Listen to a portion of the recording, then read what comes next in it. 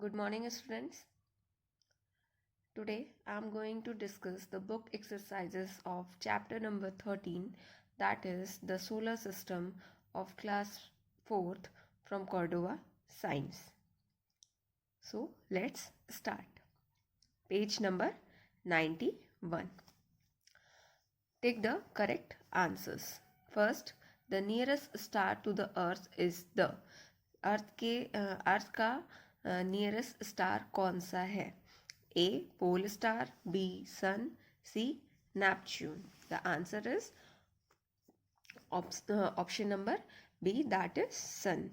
अर्थ के सबसे पास वाला स्टार कौन सा है? Sun. Next, the nearest planet from the sun is.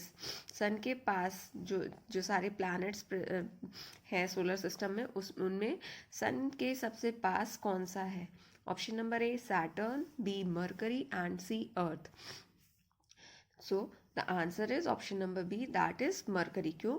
क्योंकि मरकरी फर्स्ट प्लैनेट है, अर्थ थर्ड प्लैनेट है एंड सैटर्न सिक्स्थ प्लैनेट है. तो सबसे पास कौन सा हुआ? Mercury. Next, the hottest planet is. सबसे ज़्यादा गर्म प्लैनेट कौन सा है? Option number A Mars, second Mercury and third Venus. The answer is option number C, that is Venus. क्यों? क्योंकि वीनस जो है वो सबसे ज़्यादा गर्म भी है, वो सबसे ज़्यादा हॉटेस्ट और ब्राइटेस्ट प्लैनेट है सोलर सिस्टम का. So the answer is option number C. Next, page number 92. Again take the correct answers. An imaginary line passing through the center of the earth and coming out from the earth at the north pole and south pole is called. वो imaginary line जो अर्थ के centre से pass out होती है और कहाँ पे बाहर दिखाई देती है? नॉर्थ पोल पे और साउथ पोल पे. उस लाइन को क्या कहते हैं? Option number A equator, B hemisphere and C axis. So the answer is axis. क्यों? क्योंकि एक्सिस क्या होती है? ये जैसे अर्थ दिया है, अर्थ के सेंटर से पास आउट होती है और नॉर्थ पोल पे ऊपर दिखाई देती है और साउथ पोल पे नीचे दिखाई देती है. So the answer is option number C.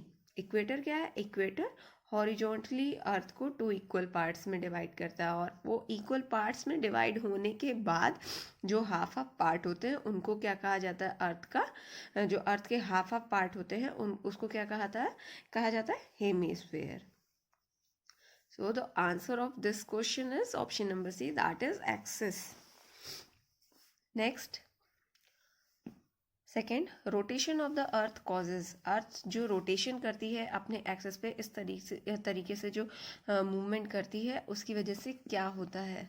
Option number A day and night, B seasons, C summer. So the answer is day and night. Day और जो अर्थ पे दिन और रात होते हैं वो किस वजह से है? अर्थ के रोटेशन की वजह से है. Third, the time period taken by the earth to complete one rotation is called a solar. जो अर्थ अपना एक रोटेशन कंप्लीट करने में जो टाइम लेता है उसको क्या कहा जाता है? Option number A day, B year and C month. तो क्या करते हैं? रोटेशन एक दिन में कंप्लीट होता है, 24 आवर्स में कंप्लीट करता है अर्थ अपना एक रोटेशन. 24 आवर्स को क्या कहते हैं? एक दिन कहते हैं. तो आंसर क्या होगा? Option number A, that is day. So the time period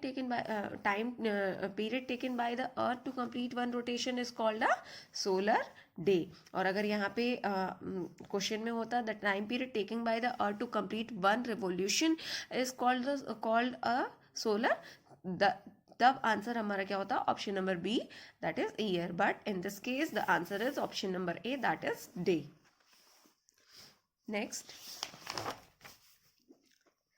page number 94. Oral questions. First, which movement of the earth causes different seasons. जो अर्थ जो 2 टाइप के मूवमेंट करता है, उसमें कौन सा मूवमेंट जो डिफरेंट सीजन्स होते हैं अर्थ में उसके लिए रिस्पॉन्सिबल है?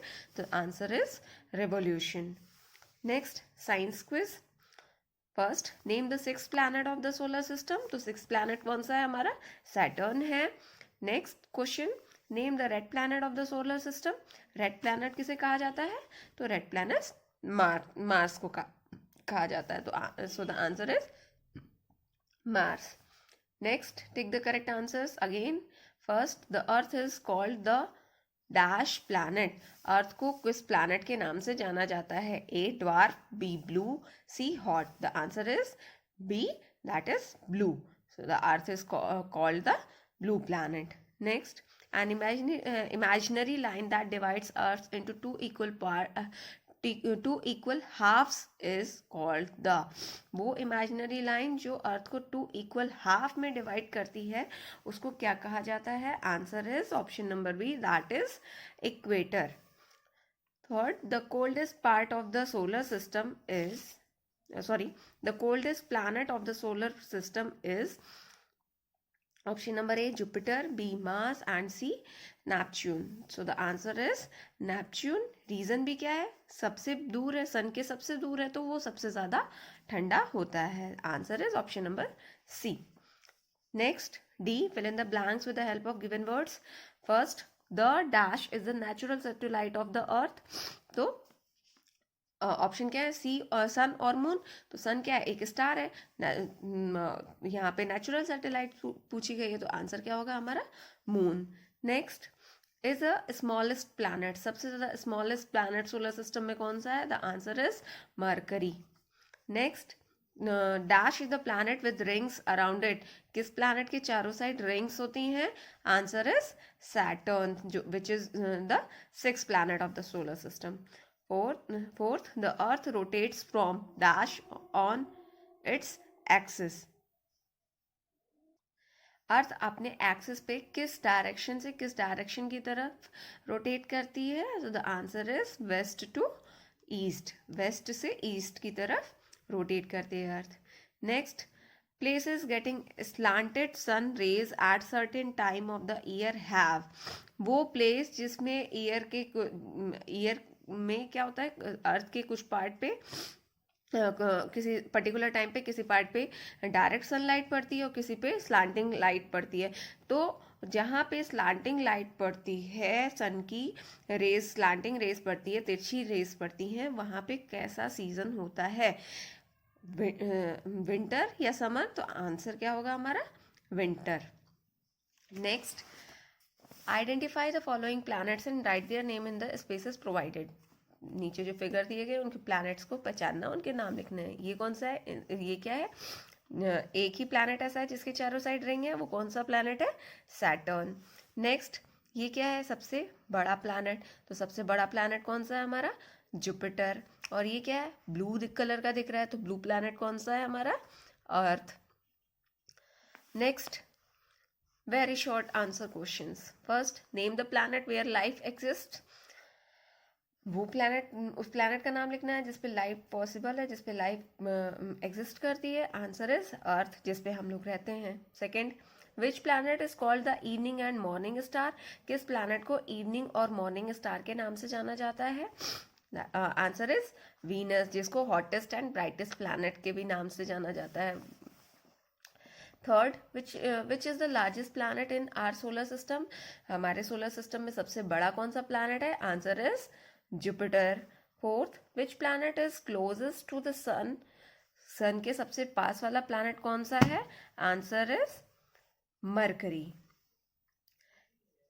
Okay class, this is all about your chapter number 13.